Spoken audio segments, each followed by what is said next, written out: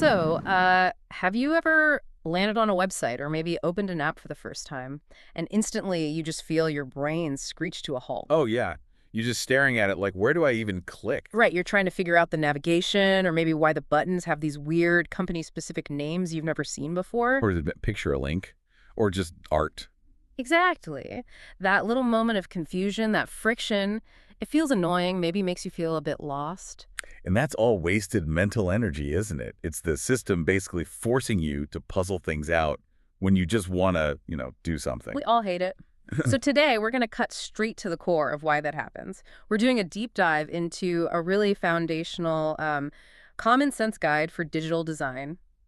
Steve Krug's Don't Make Me Think Revisited. Yeah, great book. Our mission here is pretty simple. Pull out those surprisingly basic laws that make some digital experiences feel effortless, while others, well, they make you want to check your phone across the room. And if there's just one thing you take away from this, it should be Krug's big idea, his first law of usability. Don't make me think. Simple as that. It sounds so obvious, doesn't it? But you look around online and wow, this rule gets broken constantly. The goal should always be self-evidence. A page should just make sense, obvious, self-explanatory. Right. And when it doesn't, Krug says you can almost see these little question marks popping up over the user's head. Like, Yep. what's this thing? Where do I start? Or why on earth did they call their job listings page Career Opportunity Nexus instead of just jobs? Exactly. Every unclear label, every link that doesn't look like a link, all that internal jargon nobody outside the company understands. Each one is a question mark. And those question marks pile up, right? They distract you from what you actually came there to do. Totally. And most of the time, people are just trying to find out something simple, like, does the store have free shipping? Or what time does my local bank branch close? They're not signing up to solve a puzzle. It really erodes your confidence, too. If it takes that much mental effort just to find basic stuff, you kind of assume the people behind the site don't really care about your time. That's a key point. So let's unpack this a bit more, because this whole "don't make me think" idea comes from a pretty fundamental misunderstanding about how people actually use the web. Yeah, designers sometimes imagine users carefully reading every word, like they're studying a textbook or something. But the reality, it's messy. Fact number one, Hmm.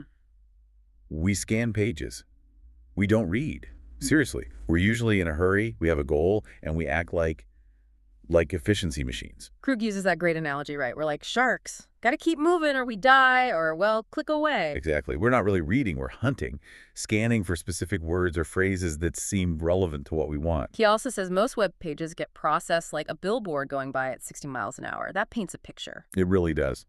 You glance at it, maybe 3 or 4 words jump out if they match your mission, and the rest is just noise. It reminds me of that old Far Side cartoon, the one with the dog Ginger. Oh yeah, I know one. The owner's talking, okay, Ginger, I've had it with you, but all Ginger hears is blah, blah, Ginger, blah, blah, blah, Ginger. That's us online. We filter out almost everything except the bits that seem directly relevant to us right now. And that scanning habit leads straight into this second, maybe surprising, reality of how we behave online. We don't optimize, we satisfice. Satisfice, yeah, that's a great term from Herbert Simon. It means we choose the first reasonable option we see, not necessarily the best one. Why do we do that? Just laziness. Partly speed, mostly efficiency, and we're usually in a rush. And crucially, the penalty for guessing wrong online is super low. Ah, right, if you click the wrong link. You just hit the back button, which incidentally is the most used button in pretty much any web browser. Tells you something, right? Yeah, it really does. There's no big cost to being wrong. Exactly. Spending 5 minutes meticulously figuring out the absolute perfect link. That's often more time wasted than just taking a quick guess, hitting back if it's wrong, and trying the next likely option. It takes, what, a second? We treat finding information like a sort of rapid-fire trial and error. Pretty much. Yeah. It's a bit like that research Gary Klein did on naturalistic decision-making. He studied fire commanders in emergencies. Right, under huge pressure. Yeah. They don't sit there carefully weighing 5 different plans. They grab the first plausible plan that pops into their head, mentally test it real quick, and if it seems okay, they go with it. So we're basically using emergency response tactics to figure out where the Contact Us page is. In a way, yes. Optimizing just takes too long when you feel rushed. And the third big fact about users is we muddle through. Meaning what, exactly? Meaning we often manage to get things done online, even complex tasks sometimes, without actually understanding how the site or the technology really works. We might have completely wrong ideas about it. Like thinking Google is the internet. Or wasn't there an example about using the Great Seal of the United States as a nutcracker? Yeah, something like that. Users find a way, often inefficiently, often making errors, but they kind of stumble towards their goal. So what's the takeaway for designers there? If people muddle through anyway, does it matter if the design isn't perfect? Oh, it matters hugely because muddling through feels, well, it feels like muddling. It's frustrating. It makes users feel kind of dumb. But a truly usable site, that makes the user feel smart, competent, in control. And that builds loyalty, right? Makes them want to come back. Exactly. The big danger of letting users just muddle through is that the second a competitor makes something that doesn't make them feel dumb, something that feels easy and clear, poof, you've lost them.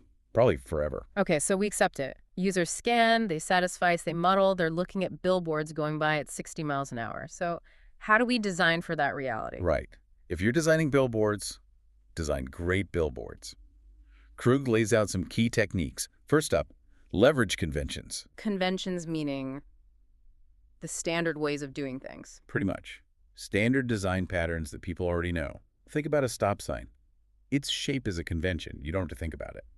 Or the gas pedal being on the right in a car. Okay, so on the web, that means things like the logo in the top left corner usually goes home. Exactly. Or having the main navigation bar across the top, or maybe down the left side. Users expect these things in certain places. Using conventions drastically cuts down the learning curve. No thinking required. But what about innovation? Sometimes you want to do something different, right? Break the mold. You can, but you need a really good reason.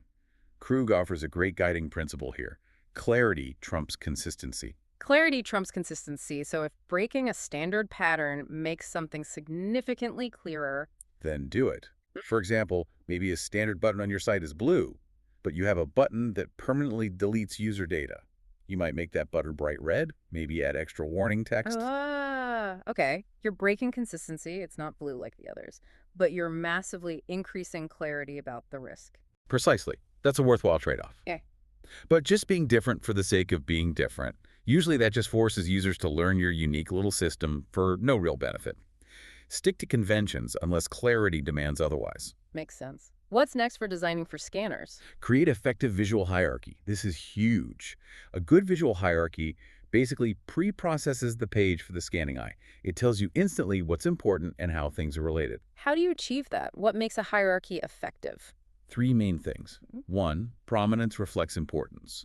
The most important stuff headlines, key links, should be visually bigger, bolder, higher up on the page. Maybe use a contrasting color. Okay, importance equals visual weight. Got it. Two, logical relationships should be obvious, visual relationships.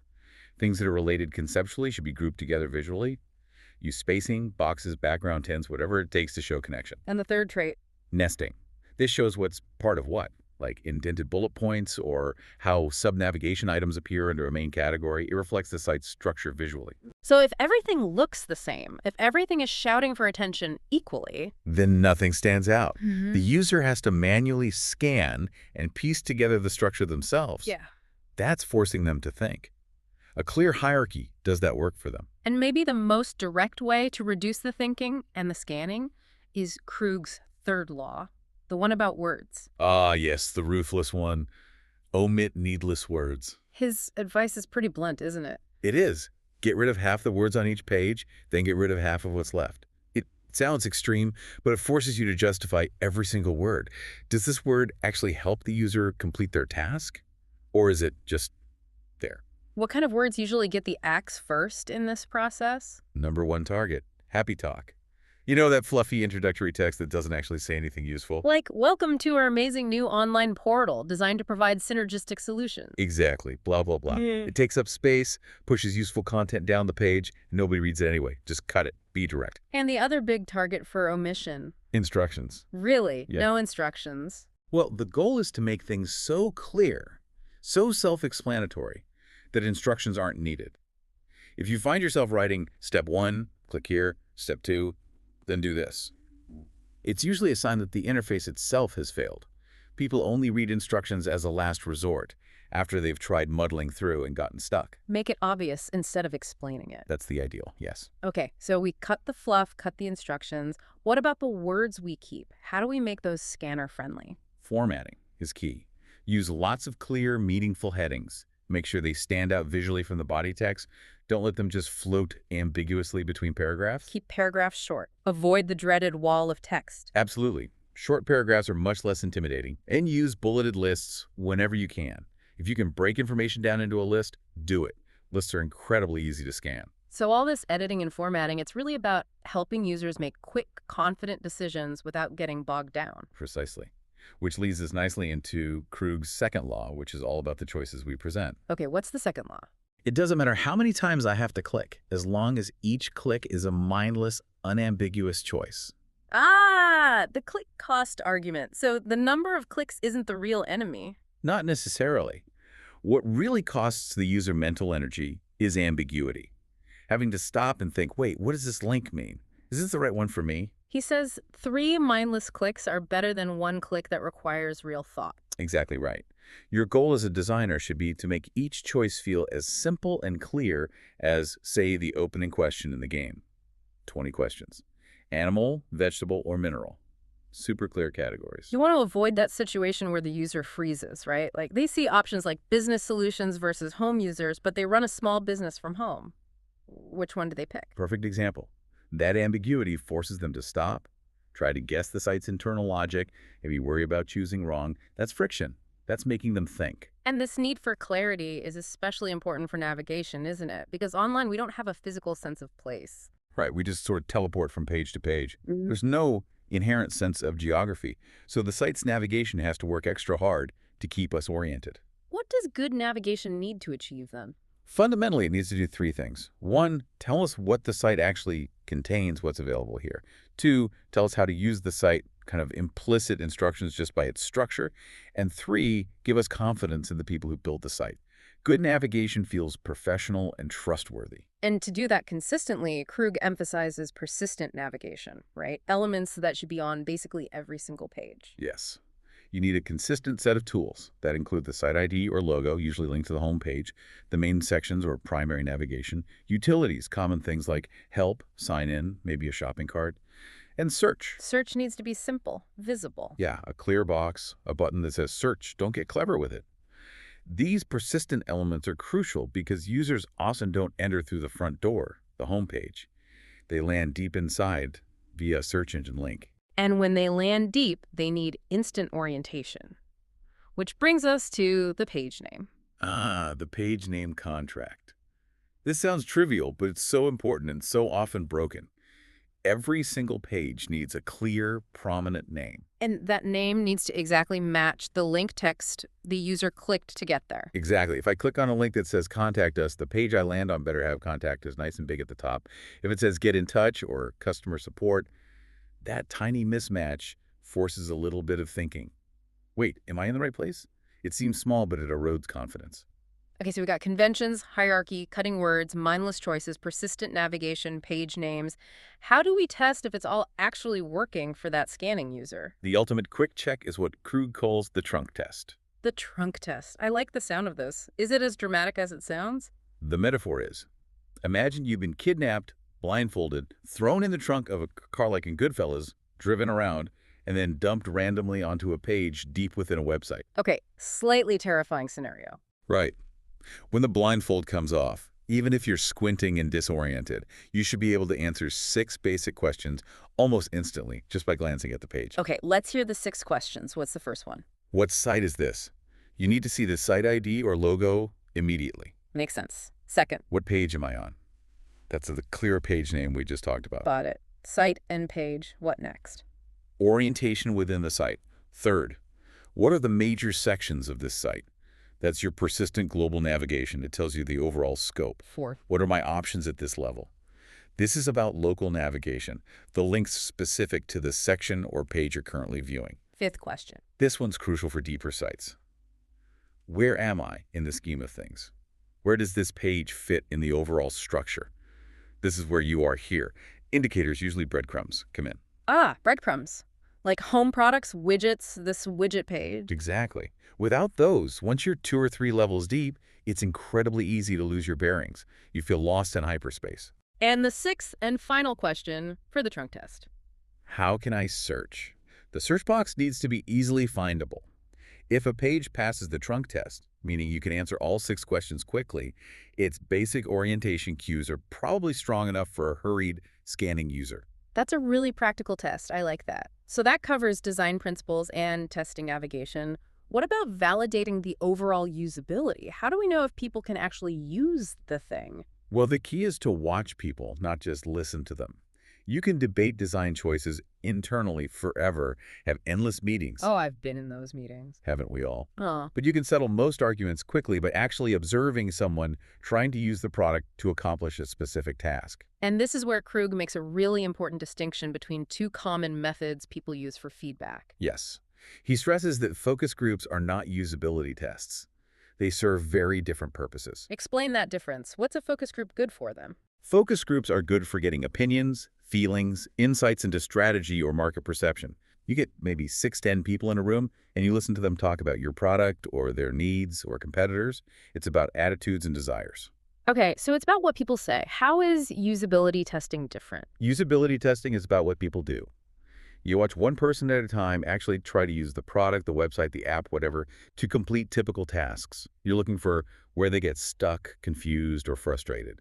It's about identifying problems in the interface itself. And the insight here is that you don't need some huge, expensive setup for usability testing, right? Absolutely not.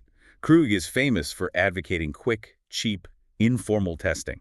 Testing even one user early in the development process is infinitely better than testing none or testing 50 users right before launch when it's too late or too expensive to fix major issues. He says you can find more serious problems in half a day of watching a few users than you can probably fix in a month. It's true. It immediately shifts the conversation away from subjective opinions. I like this blue, I think this icon is clear, to objective observation. Look, 3 out of 3 people couldn't find the checkout button. Hard to argue with that. It gets you out of those internal debates and focused on what actually works for the end user. That's the goal.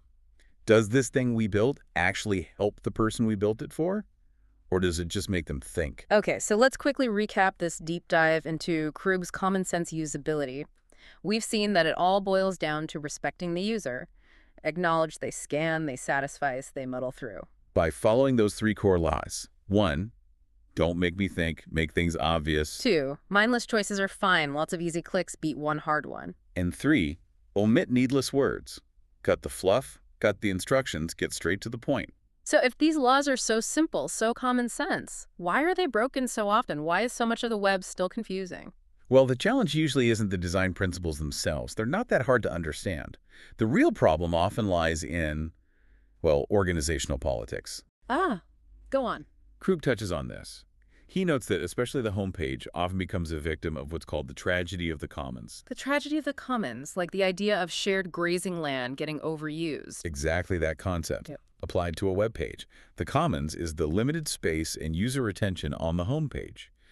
Every internal department, marketing, sales, HR, legal, the CEO's nephew wants their message, their link, front and center on that prime real estate. So everyone tries to grab a piece of the homepage? And the result is clutter.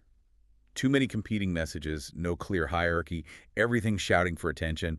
The overall effectiveness of the page for the actual user who just wants to find something quickly gets destroyed by all these competing internal demands. The shared resource, the page's clarity, and the user's attention gets degraded because everyone acted in their own perceived self-interest. Precisely. And that leaves us with a final, maybe provocative thought to chew on when you're looking at or building a digital product. Who are you really designing for? Are you laser focused on the user and making their task effortless? Or are you designing by committee, trying to appease all the internal stakeholders? It's a tough question sometimes, but crucial. Definitely something to think about. So the next time you land on a website or open an app that feels needlessly complicated, try putting on that "don't make me think" lens. Start spotting those unnecessary question marks. And just imagine how much smoother things could be if everyone simply respected your time and didn't make you think so hard.